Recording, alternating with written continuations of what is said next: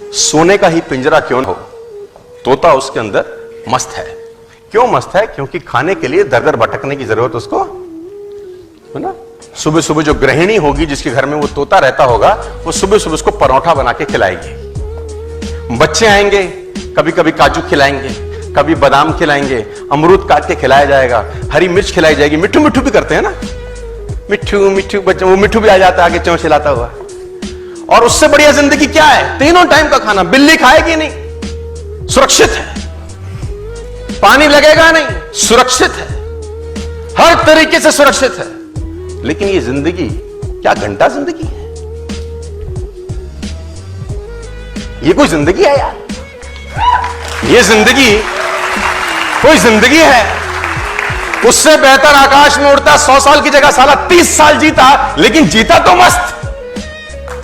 उसकी जगह आकाश में उड़ता 100 साल की जगह 30 साल जीता, अपनी मर्जी से जीता। मिलता खाना, नहीं मिलता कम से कम साला कैद तो नहीं होता, कंफर्टेबल हो गए। और कंफर्टेबल कैसे हो गए मैं बताता हूं। हमने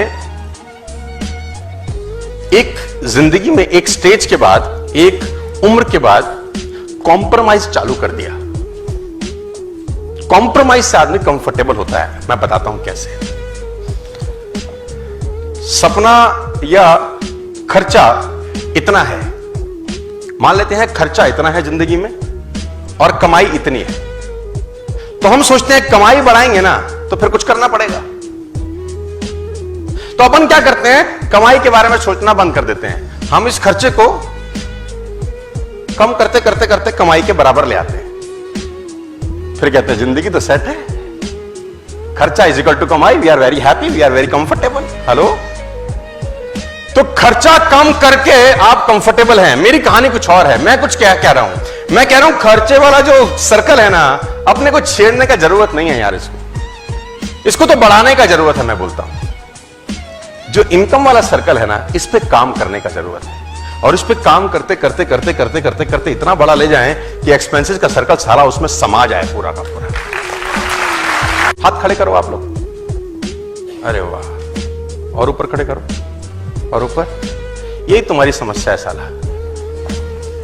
खड़े होके करके तो 6 फुट और ऊपर होता था, लेकिन खड़े होएगा कौन? कंफर्टेबल है ना साला बैठे बैठे अपन। मैंने बोला हाथ खड़ा करिए, आपने बोला ये लो। हमने कहा और ऊपर करिए, आपने कहा यहीं से ले लो और ऊपर। अरे खड़े होते अगर तो और ऊपर जाता था, लेकिन तुम्हारी खोपड़ी में गया ही नहीं।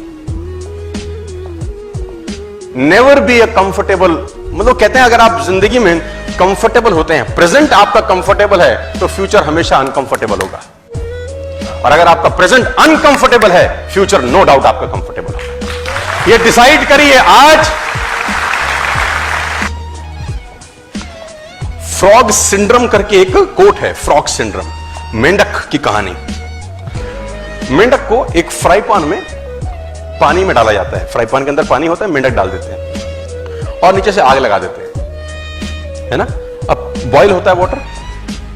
मेंढक में खासियत है, वो अपना टेम्परेचर पानी के टेम्परेचर के हिसाब से मैच कर लेता है। उसमें क्वालिटी बड़ी जबरदस्त है। देखो, नेचर भी तो बहुत कमाल नहीं है ना, कम।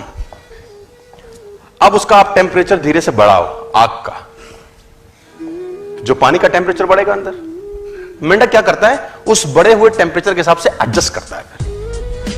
थोड़ी देर में आप थोड़ा सा और बढ़ाओ, मेंढक फिर एडजस्ट कर लेगा। अब उसको मजा भी आ रहा होता है, गुनगुना पानी। Now he is enjoying it. थोड़ा सा और बढ़ाओ, वो और एडजस्ट करता है। अब जब आखिरी में थोड़ा सा और बढ़ाते हो, अब मेंढक की हालत खराब होनी शुरू होती है। अब उसको लगता है मैं कूद जाऊं, लेकिन अब जब कूदने की कोशिश करता है, इतनी शक्ति नहीं रहती साला कि कूद पाए।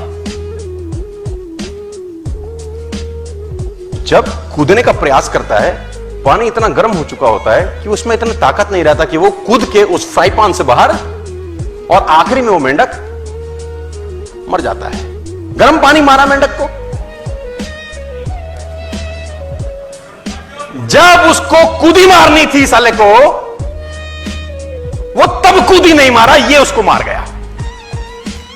जब उसको कूदी मारनी थी ना, तब वो एडजस्ट कर रहा था। क्या कर रहा था? एडजस्ट कर रहा था।